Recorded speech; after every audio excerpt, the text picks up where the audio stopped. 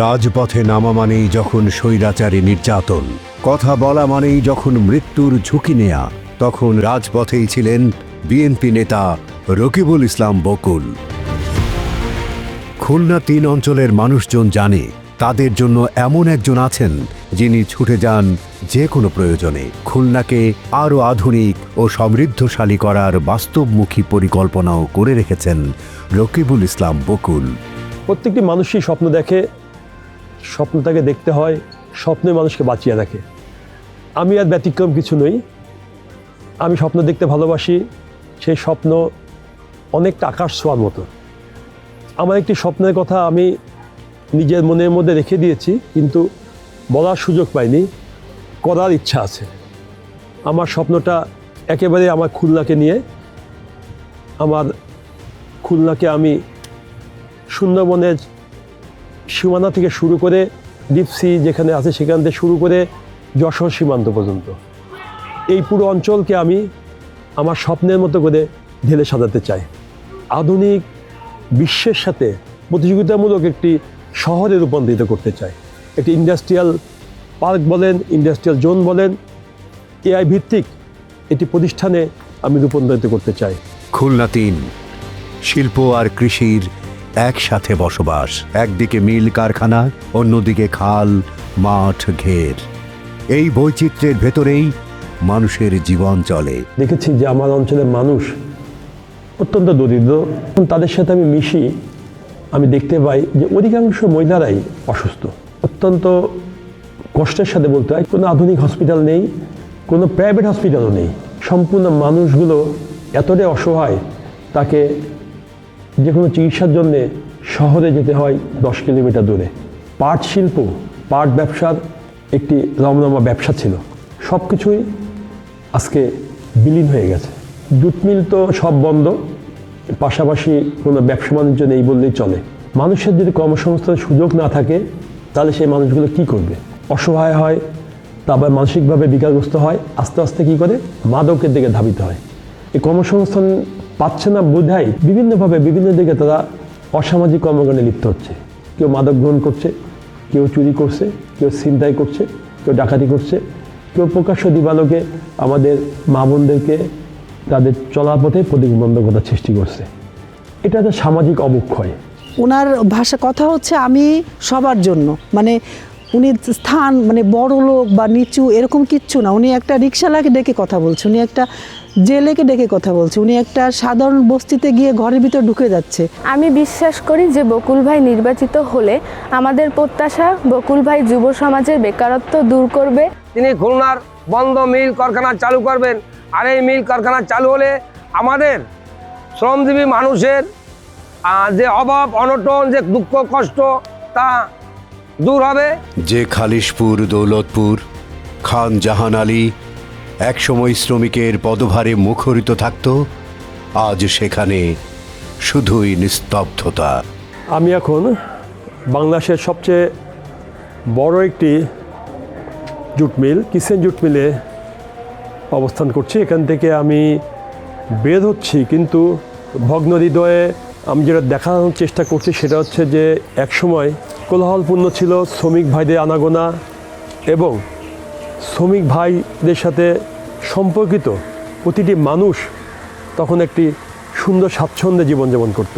আজকে সেই মিল একেবারে ধুধু মরুভূমিতে পরিণত হয়েছে। সমস্ত মিলগুলো বন্ধ হয়ে গিয়েছে এবং আমাদের শ্রমিক ভাইরা সম্পূর্ণ বেকার হয়ে মানবেতরভাবে জীবনযাপন করছে। যেটা ভোটে নির্বাচিত হয়, আল্লাহ যদি আমাদেরকে এই দেশ পরিচালনা করার দায়িত্ব দেয়, আমরা প্রথম পদক্ষেপেই এইসব বন্ধ মিলগুলো আমরা চালু করব। শ্রমিকদের হাসি ফোটানোর জন্যে এই মিলে কর্মসংস্থানের সুযোগ সৃষ্টি করব। দক্ষিণবঙ্গের ঐতিহ্যবাহী যে বিদ্যাপীঠ আমাদের এই বজলাল বিশ্ববিদ্যালয় কলেজ, এই ঐতিহ্যবাহী কলেজটি ধীরে ধীরে তার ঐতিহ্যকে হারিয়ে ফেলছে। এই অঞ্চলের ছাত্রছাত্রী তাদের প্রথম জীবনের স্বপ্নগুলো বাস্তবায়নের জন্য এই কলেজে আসতেন। তারাও অনেকটা তাদের স্বপ্ন পূরণের আশা স্তিমিত হয়ে যেত। বিশেষ করে যারা এই কলেজে ভর্তি হওয়ার জন্য অক্লান্ত পরিশ্রম করে চেষ্টা করে এ কলেজে ভর্তি হতেন। ভর্তি হওয়ার পরে যখন তারা দেখতে পান যে ঐতিহ্যবাহী কলেজে সে ঐতিহ্য আস্তে আস্তে আস্তে আস্তে ম্লান হয়ে যাচ্ছে, তখন তারা হতাশায় নিমজ্জিত হতেন। অনেক ছাত্রছাত্রী মেধা নিয়ে এই কলেজে আসে, কিন্তু পরবর্তী জীবনে বিভিন্ন বিশ্ববিদ্যালয়, যেটা ঢাকা বিশ্ববিদ্যালয় বলেন, বুয়েট বলেন কিংবা মেডিকেল কলেজ বলেন, সেসব জায়গায় যখন যায় তারা কিন্তু আর কম্পিটিশনে টিকে থাকতে পারে না। তা আমরা চাই নতুন যে সন্তানেরা ভবিষ্যৎ বাংলাদেশ বিনিময় করবে, তাদের জন্য নতুন আঙ্গিকে আমরা এই কলেজকে তৈরি করতে চাই। কলেজকে আর কলেজের পর্যায়ে না রেখে এলাকাবাসীর দাবি অনুযায়ী এটিকে আমরা বিশ্ববিদ্যালয়ে, পূর্ণাঙ্গ বিশ্ববিদ্যালয়ে রূপান্তরিত করতে চাই। শিক্ষা হবে আনন্দময়, আধুনিক ও দক্ষতা ভিত্তিক। শিশুরা ছোটবেলা থেকে বাধ্যতামূলক ক্রীড়া শিক্ষা পাবে। একটি কৃষক কার্ড কৃষকের জীবনে আনবে নিরাপত্তা ও নিশ্চয়তা। ফ্যামিলি কার্ডের মাধ্যমে প্রতিটি পরিবার পাবে মাসিক খাদ্য ও আর্থিক সহায়তা। সবার জন্য সুলভ স্বাস্থ্যসেবা। এটি বিএনপির স্বাস্থ্যনীতি। সকল ধর্মের উপাসনালয়ের প্রধান। সবার জন্য সম্মানী ভাতা ও সামাজিক মর্যাদা নিশ্চিত করা হবে। 5 বছরে 25 কোটি গাছ রোপণ করা হবে। গড়ে উঠবে একটি টেকসই, সবুজ ও নিরাপদ বাংলাদেশ।